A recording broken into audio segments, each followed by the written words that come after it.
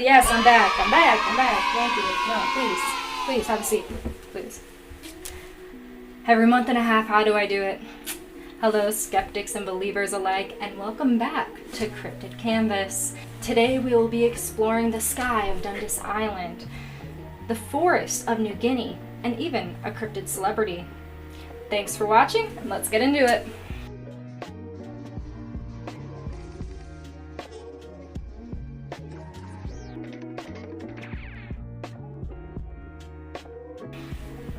On our first spin, we landed on the Dundas Island blackfly. According to its cryptid wiki, the Dundas Island blackfly can grow between 5 to 6 inches in length and are completely black. They are known to not only suck on the blood of their victims, but to eat the flesh as well.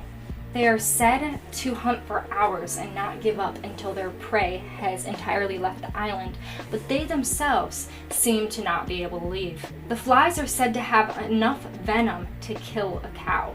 On a 4-year-old Reddit post, yeah, we got deep, BC_boy had this to say about the Dundas blackfly. Years ago, I was a deckhand trolling for salmon off Rose Spit, and the weather came up. The nearest harbor was at Dundas Island. We got there late and anchored up about a few hundred feet from the shore. In the morning, the blackflies were all over the boat. My skipper said that Dundas blackflies are so bad that no large mammals can survive on the island. So what they lack for in size, they make up for in numbers. They are just as deadly. Either way, they are worthy of a fearsome reputation. End quote. It sounds to me like how it happens with many cryptids. The physical descriptions get really hammed up and blown out of proportion, but within these descriptions can lie a frightful truth. So this was my first drawing in a while, and of course I started with the background like I always do. I kind of changed that approach later on, and I'm happy I did. I ended up focusing more creature first. But I'm still learning my lesson here. All of this eventually gets redone. For all of my drawings, I was actually super inspired by quite a few artists at Comic-Con. I specifically went to C2E2, and there was so many incredibly cute, fun styles of different cryptids, and it inspired me so much in my own cryptid drawing that I wanted to incorporate that a little bit this week. So you'll see for all my future drawings and paintings, whatever you call them, for all my future digital art, I ended up doing kind of a cute little chibi version in the corner, and I'm still kind of finding my style with these monsters. I definitely want to work on other projects in the future. I want to try to make, I'm thinking little cryptid earrings, or yeah, it'll be fun. But I decided to draw a swarm of these Dundas Island black flies. They're said to be venomous and can kill a cow. So I decided to kind of make it in its whole swarm, which is supposed to be kind of the dangerous aspect of it, and then I wanted to match the red for the little separation between the smaller version and the bigger version. I wanted to try and make my cryptids more of the center of attention, considering they're the subject of my art. I have a bad habit of drawing things way too small. But you'll see here, I did, to the best of my abilities, an anatomically correct fly, and then I tried to kind of round its features a bit more and make it a little more almost puppy dog looking, even out some of the color.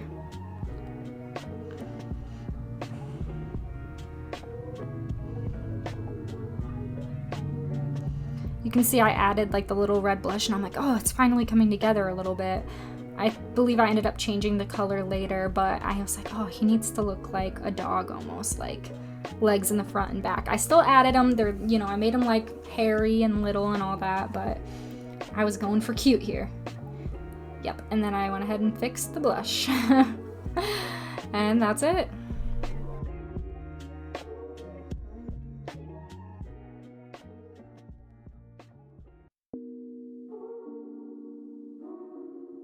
next on the wheel, we landed on Magician's Monster, also known as Frankenstein. Physical descriptions of the monster are sparse, but if we're basing it off Mary Shelley's book, what is mentioned is that he was stitched together and struck with lightning. He's also reported to have quite a ghastly appearance. Herman Munster from Addams Family is actually cosmetically based on the Frankenstein monster in Mary Shelley's book. And when you and most other people think of Frankenstein, they're usually thinking of Herman Munster. So we're taking some inspiration from that. So for this drawing, I wanted to try really focusing on more of a zombie-like figure for the Magician's Monster.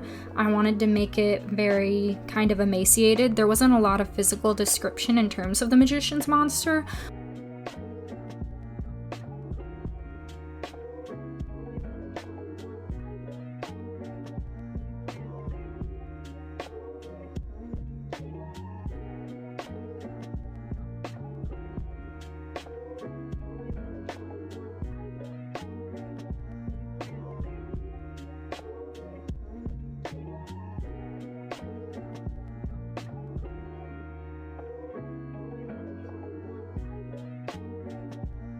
Hands have never been my strong suit. I always had trouble doing hands, and it felt good though to get back into a humanoid setting after all these more animal-based cryptids. It was good to practice my figure drawing a bit more. You can see I thinned my lines out a bit more, and I was very much avoiding getting to the face. I was excited but nervous at the same time. It's been so long since I've done a full face. I'm more of a landscape painter, so digital art is new and portraits are new. I've done a few portraits, always in pencil and in paint, but I've never done a digital portrait.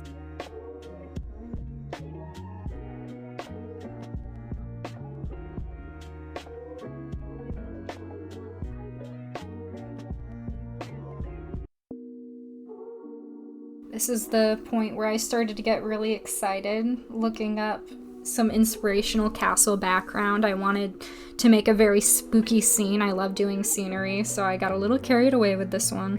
Don't worry, I get into way more detail later on the face.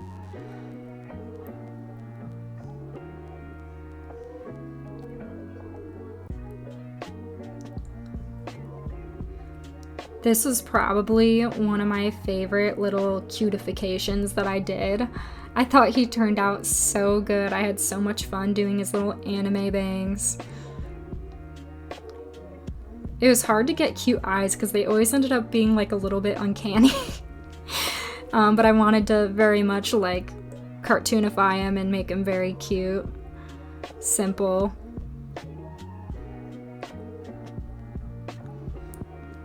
And then I got back to the fun part. I want it to look like a little dilapidated, and I knew that I wanted the lighting to be very Halloween-y. So immediately I had to do the orange light.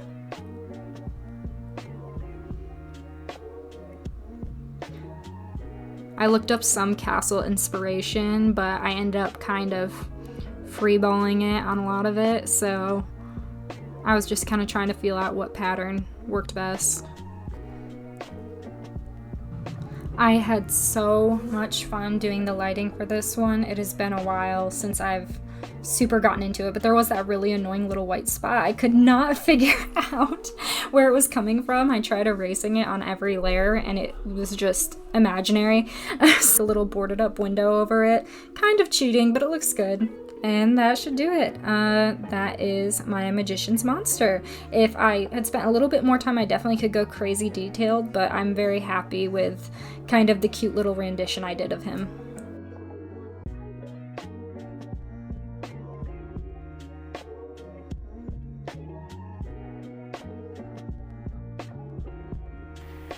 On our next spin, our last spin of the evening, we got the Gazeka, or Devil Pig. In 1875, rumors of a large quadruped that was originally believed to be a rhinoceros popped up in New Guinea. Records show the first description of this devil pig was published by the German naturalist Adolf Meyer. He said, quote, a very large pig, as they called it, fixing its height on the stem of the tree at more than 6 feet. I could not get any other information from them, except that the beast was very rare. But they were quite precise in their assertion. I promised heaps of glass pearls and knives to him who would bring me something of that large animal, but none did. End quote. Others have described it as resembling a giant sloth with a long proboscis-like snout, which would make sense because that led to speculation that it may be a descendant of the extinct marsupial that belongs to the Palerchestes family, I believe is how you say it. The Palerchestes resembled a giant sloth, and they do have that elephantine like snout. And they were quadrupedal and bipedal, just meaning that they could walk on 2 feet or they could do all 4. And they were said to have big, powerful arms and claws, just like a sloth. It seems that one of the pieces of evidence, other than the numerous sightings, was there was a lot of credence given to these English travelers that were said to have found big cloven prints in the dirt. Take with that what you will. Alright, so for this one I wanted to use this specific sloth pose, and then I actually looked up more of an anteater head. I believe that's not even an anteater, but it's, oh gosh, I forget the name of it. But I went based off the limited descriptions that we had. It seemed like it had a more rodent or bear-like body. They're said to be very big, and then more of like a marsupial or anteater-esque face. I modeled it after the sloth, decided to do the basic brown coloring that you see with them, but I still kind of wanted to keep some of those colors and shapes associated with an animal with that long of a snout. I liked, in that reference photo, I liked the colors a lot. I was super excited to do an animal that wasn't fish-based.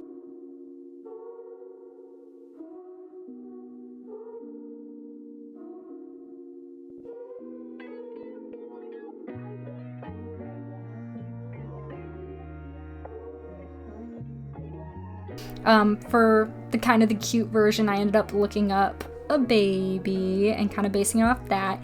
It did end up looking a little bit like a calf, but I'm not mad at it at all. And it's so easy to make sloths or any animals like that look cute because they've got those big doe eyes. I did a super quick background, didn't spend a lot of time on it because I was really proud of how the figure came out. That is it for our episode of Cryptid Canvas, and remember, size doesn't matter, but a fearsome reputation does.